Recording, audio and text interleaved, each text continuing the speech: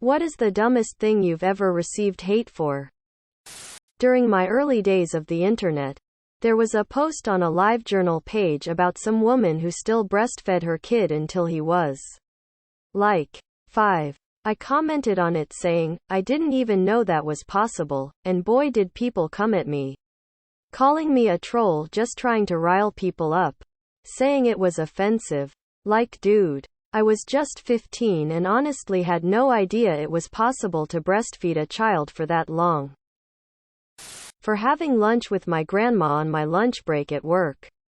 Not joking. I serve a wide area of my state, and when I'm in her part of the state, which was historically underserved by the person in my position before I was, I eat lunch with her during my lunch break. The other administrators I work with in parts of the state that I serve are now complaining that the only reason that part of the state is getting more attention, i.e., equal treatment to them rather than being neglected, is because I like to have lunch with my grandmother. Scoring good marks in an exam.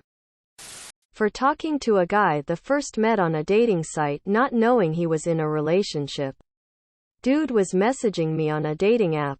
We met up and he seemed cool. We hung out once. He wasn't my type and we parted on good terms, and then his fiancé called me. I said I was sorry. I had no idea. I stopped talking to the guy instantly, but I still faced 6 to 8 months of harassment from this woman and her friends. Threats of rape. I got told I wouldn't live to see my next birthday. I got told I was fat and a slut.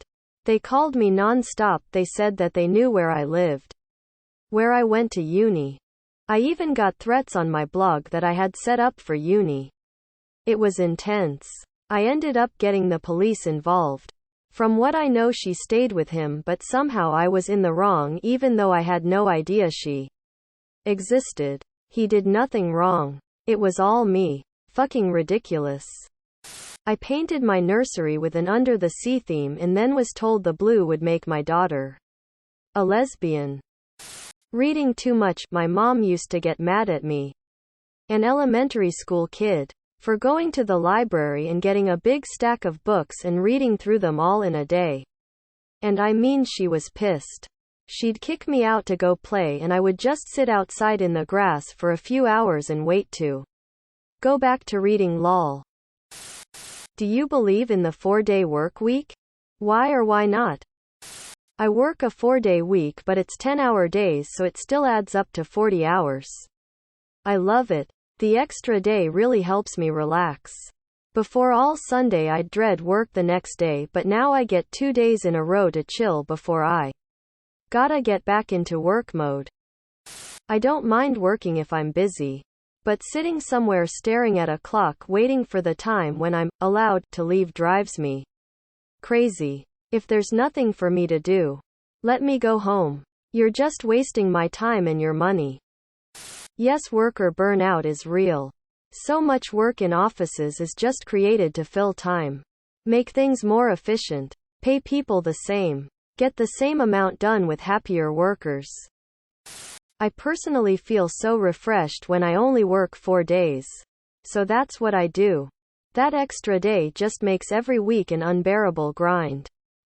My company does a 32-hour work week with Fridays off in summer. I absolutely love it, but I'm not sure it would work for us during our busier months, if only because other industries we work with are working Fridays and thus expect us to be too. But in summers we're able to get all the work done we would otherwise in a 4-hour day. If it becomes standardized, maybe we can go all year. Someday. Yes. Maintaining a work-life balance is important and often difficult for many people. You're no good to your friends and family if you are burnt out, tired, and stressed out. Having that third day really allows decompression. I'm fortunate enough that I have generous amounts of PTO that I can take. Have the ability to work from home when I want.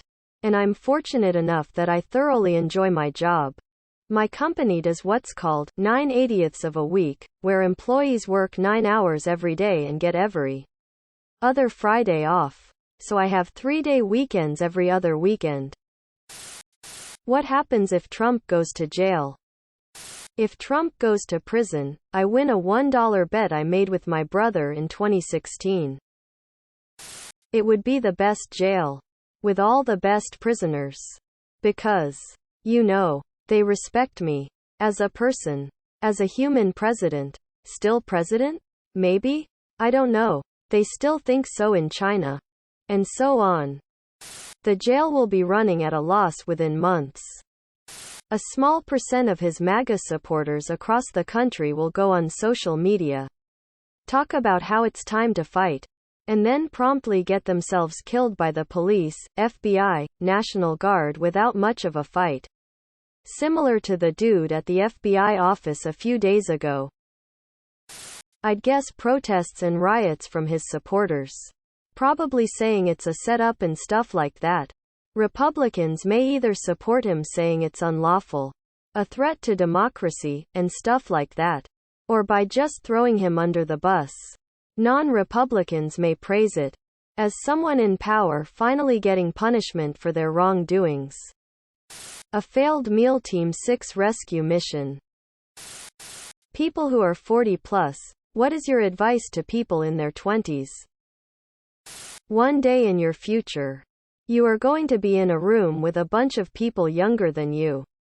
And you're not going to think they're very much younger.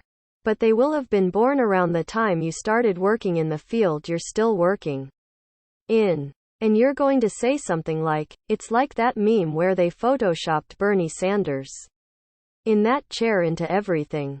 And the people in your group are going to say, who? What's a meme? And you're going to realize that the culture that defined your understanding of the world is dead. And it isn't coming back. Just be ready for that. Get in shape and stay in shape. It's a lot harder to get in shape in your 40s.